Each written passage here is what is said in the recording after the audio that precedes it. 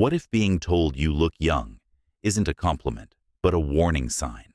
A sign that you're playing a different game than everyone else. You've heard it before. At a reunion, in a checkout line. An old friend squints and says, "You haven't aged a day." They mean it as a kindness, a social pleasantry. But what if it's an observation of something far deeper? Something more dangerous?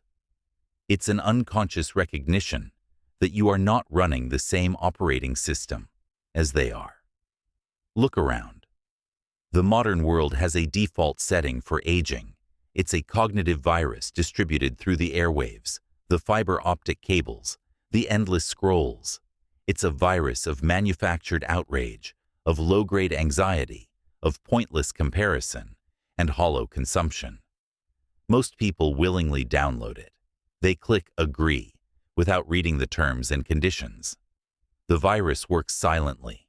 It rewrites your mental code. It tells you to be cynical, because that's realistic. It tells you to be reactive, because there's always a new crisis. It tells you to be distracted, because silence is unsettling. And this virus has physical symptoms. It carves lines of worry onto faces. It stoops shoulders with the weight of absorbed negativity. It dulls the eyes with the gray film of resignation. The body always keeps the score. Your face, the one that seems timeless, is evidence of resistance. It's a symptom of a mind that has either, by instinct or by design, put up a firewall. It shows that you are rejecting the viral load of modern despair. This is not about genetics. This is not about some vague, mystical, old soul energy. This is a choice, and that choice makes you an anomaly. It sets you apart. That's the warning sign. You are operating outside the accepted protocol of decay. And in a world that profits from that decay being different, is not a comfortable position. So let's be clear. This is not about skincare routines. It's not about kale smoothies or 8 hours of sleep. Those are peripheral. We are going deeper. We are here to deconstruct the architecture of the mind itself. Because your perceived youthfulness is not a passive gift. It is the external biomarker of an internal fortress, a fortress you have built. By the end of this, you won't just understand why you seem timeless. You'll have the blueprint to fortify it. We will dissect this fortress brick by brick through 4 foundational pillars. First, the anti-fragile mind. We will show you how to metabolize stress and chaos, not just endure them, turning pressure into power. Second, the calibrated compass. We will re-engineer empathy from a vulnerability that drains you into a diagnostic tool that protects you from the noise. Third, the existential architect. We will abandon the fantasy of a chosen one and show you how to consciously build a purpose so powerful it generates its own biological energy. And finally, the engine of awe.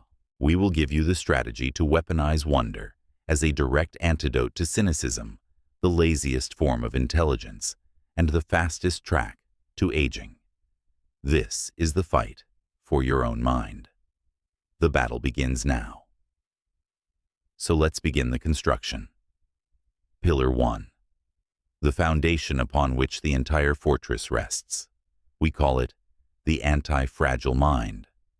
Let's dismantle a lie you've been told your entire life. Stress ages you. That's wrong.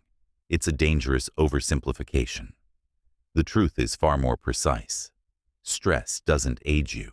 Your reaction to it does. Think about it. Most people, most systems are designed to be fragile. They operate perfectly under ideal conditions. But the moment chaos hits, a market crash, a personal crisis, a global pandemic, they shatter. They are like a pane of fine glass. Beautiful clear, but one shock, and it's over. Their minds, their bodies, their entire sense of self fragments under pressure. This fragmentation, This constant state of repair, from being broken, is what accelerates aging. It's the biological cost of fragility. You, however, are different. You have instinctively understood that the path to timelessness isn't about avoiding stress. That's impossible. It's about metabolizing it. You are not learning to be glass. You are learning to be a muscle. What happens to a muscle under stress? Under the heavy weight of resistance? It doesn't shatter. It tears. On a microscopic level, it sustains damage. But then something miraculous happens. It doesn't just repair itself back to its original state. It rebuilds stronger, thicker, more capable than before. It adapts. It profits from the disorder. This is the essence of anti-fragility. This isn't New Age philosophy. It's ancient technology. 2,000 years ago, the Stoic philosophers in Rome practiced something they called premeditatio malorum, the premeditation of evils. Every morning they would sit and vividly imagine everything that could go wrong in their day. Their business could fail. They could be betrayed by a friend. They could lose their freedom, their health, their life. They weren't being pessimistic. They were vaccinating their minds against despair. By confronting the worst in their imagination, they stripped it of its power to shock them in reality. They were training their psychological immune system. Today, modern science is finally catching up to the Stoics. We call it post-traumatic growth. Neuroscientists have shown through fMRI scans that the brain is not a fixed, rigid machine. It is subject to neuroplasticity. When you deliberately engage with difficulty, when you force yourself to solve hard problems and navigate uncertainty, you are literally forging new neural pathways. You are rewiring your brain to be more resilient, more creative, more robust. You are not just surviving chaos. You are using it as a raw material to upgrade your own operating system. Every challenge you overcome isn't a scar. It's a software update. The quote that governs this pillar is from the Roman emperor and Stoic philosopher Marcus Aurelius. He wrote, "The obstacle is the way." It is not something to be avoided. It is the raw material for your own becoming. So how do you build this? How do you practice this in a world that sells comfort at every turn? Here is the toolkit. It's an exercise developed by author and investor Tim Ferriss, a modern Stoic practice called fear setting. It's simple, brutal, and profoundly effective. First, take a piece of paper. On top, write down the fear that is holding you back.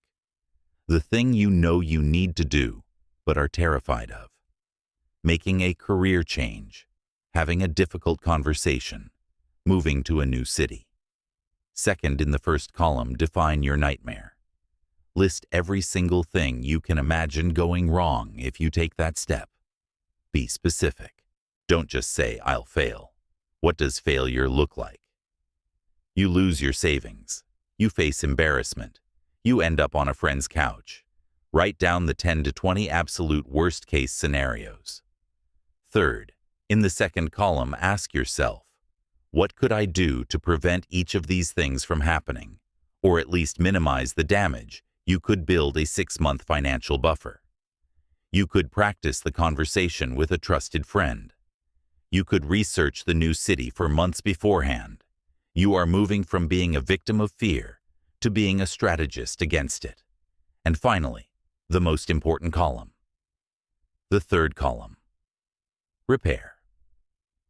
If the absolute worst-case scenario came true, what would you do to get back on your feet? Who could you call for help? How could you get a different job? How have other people survived this exact situation? You will almost always find that the imagined catastrophe is far more survivable, far more temporary than the indefinite paralysis of fear. This isn't about being fearless. It's about understanding that your capacity to handle disaster is far greater than your anxiety would have you believe. By doing this exercise, you are not just managing fear. You are metabolizing it into courage.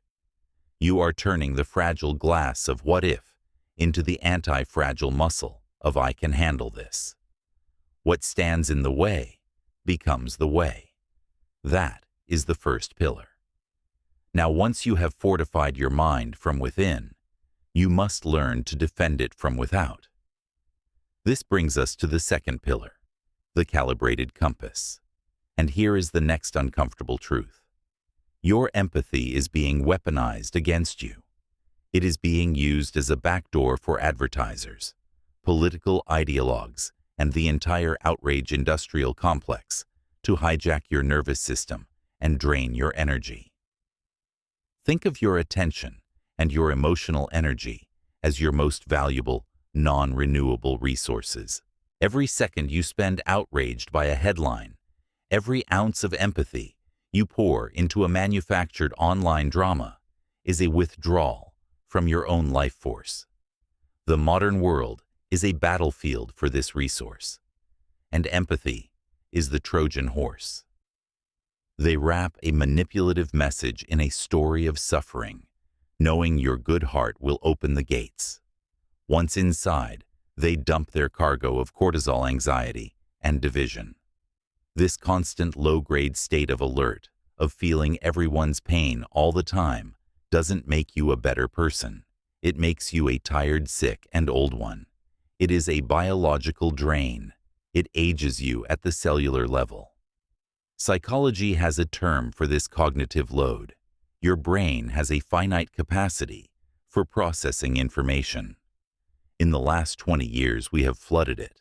A 2019 study from the University of California, Irvine, found that the constant stream of notifications and information from our devices keeps us in a perpetual state of fight or flight with elevated cortisol levels, the primary stress hormone directly linked to accelerated aging, cognitive decline, and inflammation.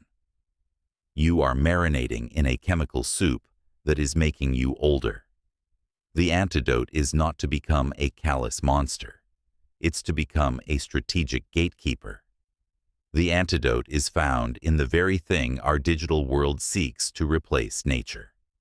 The Japanese have a practice called Shinrin-yoku, or forest bathing. It's not about hiking or exercise. It's simply the act of being in the presence of trees. Decades of research have shown that it dramatically reduces cortisol, lowers blood pressure, and boosts the immune system. Why? Because nature doesn't demand anything from you. It doesn't sell to you. It doesn't manipulate you. It is a system of pure signal, not noise. It recalibrates your senses back to reality. Protecting your youth means consciously choosing to expose yourself to restorative inputs, not just tolerating draining ones. The guiding quote for this pillar is a stark warning: you own your mind, or it will be owned for you. So the toolkit for building this calibrated compass is a 3-step information diet. This is not optional. It is essential self-defense. Step 1. The audit. For 1 week, be ruthless. Track your information inputs like a dietitian tracks calories. How many minutes on social media? Which accounts make you feel anxious or angry? How many news alerts? How much time on sites designed to provoke outrage? You cannot manage what you do not measure. You will be shocked at how much poison you are willingly consuming. Step 2. Schedule disconnection. You schedule meetings. You schedule workouts. Now you must schedule disconnection. Put it in your calendar. Non-negotiable blocks of time. An hour in the evening. A full Sunday morning. During this time, all screens are off. No phone, no laptop, no TV. Let your cognitive load drop to 0. Go for a walk. Read a physical book. Talk to a human. Let your nervous system reboot. This is not laziness. This is strategic recovery. Step 3. Practice strategic empathy. This is the most advanced step. Learn to distinguish between cognitive empathy, which is understanding someone's feelings, and affective empathy, which is absorbing and feeling their feelings yourself.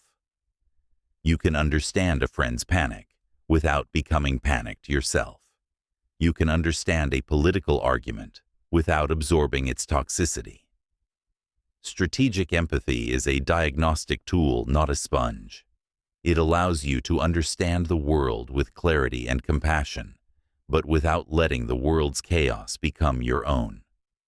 Sensitivity without boundaries is self-destruction. Calibrate your compass. Protect your energy. That is the second pillar. Once your fortress is defended and your mind is clear, you face a new question. What is this fortress for? A clear, protected mind without direction will stagnate. This brings us to the third and most critical pillar, the existential architect. This is where we tear down the myth of the chosen one, the most passive and therefore most aging idea ever conceived. Stop waiting for your purpose to find you. Stop hoping for a lightning bolt of clarity. The universe isn't sending a mission. You must build it. You must draw the blueprint, lay the foundation, and raise the walls yourself. Or you will rust. Purpose is not found. It is forged. A life without a self-defined purpose is subject to the ultimate law of the universe entropy. Decay. It will be pulled apart by the meaningless demands of others. The ultimate proof of this principle was born from the darkest place in modern history, the Nazi concentration camps. The psychiatrist Viktor Frankl, a prisoner in Auschwitz, observed a chilling phenomenon. He could often predict which prisoners would survive and which would perish. It wasn't the physically strongest. It was those who had a why, a reason to live, a manuscript to finish, a loved one to see again, a meaning they had given to their suffering. This insight became the foundation of his logotherapy, a therapy based on the human drive for meaning. A strong why, he concluded, can endure almost any how. This is not just a psychological comfort. It is a biological imperative. Modern longitudinal studies have confirmed Frankl's observation. Research from Harvard and Tufts universities has shown that individuals with a high sense of purpose live longer, have a significantly lower risk of heart disease, and are less likely to develop Alzheimer's disease. A self-defined mission generates a powerful biological momentum. It organizes your cells, your energy, your actions toward a single coherent goal. It is the most powerful anti-aging force known to science because it gives your entire being a reason to fight against decay. The philosophy of this pillar is perfectly captured by the philosopher Friedrich Nietzsche, who said, "He who has a why to live can bear almost any how." So you are not a seeker. You are an architect. Here is your first tool, your T-square and pencil. It's called the eulogy exercise. It's stark, but it's the fastest path to clarity. Sit down with a blank page, and I want you to imagine your own funeral, not in a morbid way, but as a thought experiment. The room is filled with people you know, love, and respect. Someone gets up to deliver your eulogy. Now write it. Write what you want them to say. Not what they would say today, but what you hope they could honestly say then. What kind of person were you? What did you stand for? Were you courageous, kind, a creator, a protector? How did you make people feel? What did you build, create, or contribute to the world? Be honest. Be ambitious. Now look at that eulogy. That is your blueprint. That is the finished building. Hidden inside that text are your core values. Read it back and extract 3. Just 3. Maybe it's creativity, independence, and compassion. Or integrity, adventure, and mastery. These three words are no longer vague concepts. They are your architectural principles. From this moment on, every major decision you make gets filtered through them. Does this job align with my value of independence? Does this relationship honor my value of compassion? Does this action build toward my value of mastery? You now have a compass for your compass. You are no longer drifting. You are building. You are no longer waiting for a mission. You are living one. A life of purpose is a rebellion against entropy. That is the third pillar. Finally, we arrive at the fourth pillar. This is the energy source that powers the architect. It's the daily practice that prevents the fortress from becoming a prison.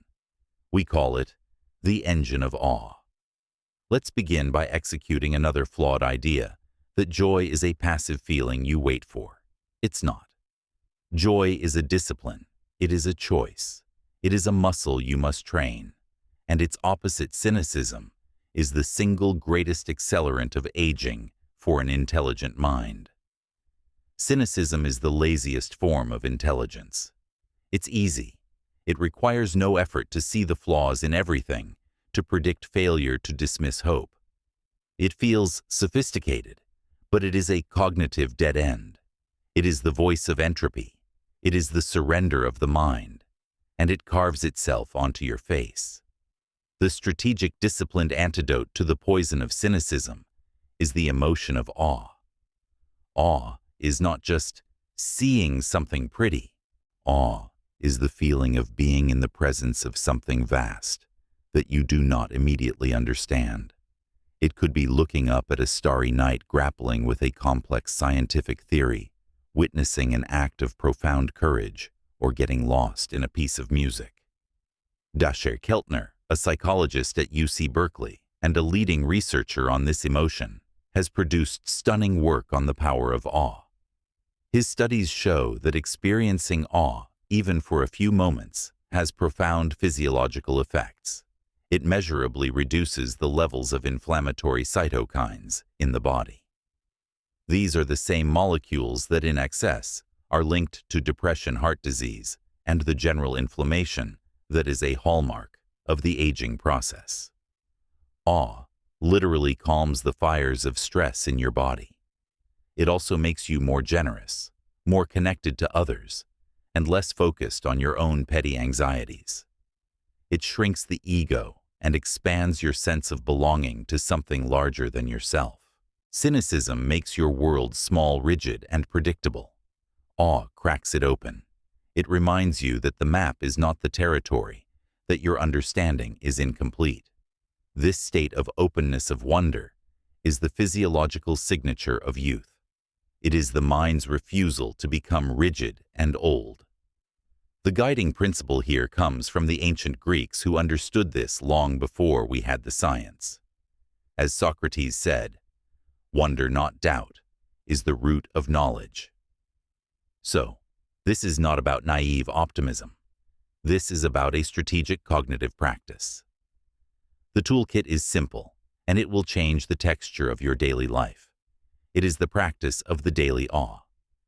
Your only task is this: every single day, you must actively find and document one small thing that evokes a sense of wonder in you. That's it. One thing. Actively look for it. Don't wait for it to hit you. It could be the impossibly complex geometry of a fern, the intricate pattern of veins on a leaf, the way the morning light refracts through a glass of water, a line of poetry that stops you in your tracks, the sheer scale of a bridge or a skyscraper. Document it. Take a picture on your phone. Write one sentence about it in a journal. The act of documenting it forces you to pay attention, to articulate why it moved you. It trains your brain to search for wonder instead of defaulting to threat detection and problem solving. You are literally retraining your pattern recognition software to see magic, not just mundanity. This is not a gratitude journal. Gratitude is about appreciating what you have. Awe is about being humbled by what you don't understand. Cynicism is a poison you drink, hoping the world will die. Awe is the antidote you take to truly come alive. It is the fuel for the architect, the light inside the fortress. It is the discipline that keeps you young. That is the fourth pillar. So we have returned to the beginning, to your face, and the paradox it represents. This journey was never about skincare or genetics. It was about architecture, the architecture of the mind. We deconstructed the four pillars that hold this structure firm. The anti-fragile mind, which metabolizes chaos into strength. The calibrated compass, which filters the poison of modern noise. The existential architect, who builds purpose from the void. And the engine of awe, which disciplines the mind to find wonder, not cynicism. These are not four separate tactics. They are one integrated system, a fortress, and your face. Your face is the flag flying over that fortress. It is a manifesto written not with ink, but with choices. Every worry line you refuse to carve, every night of sleep you chose over digital outrage, every moment of quiet purpose you defended, it all shows.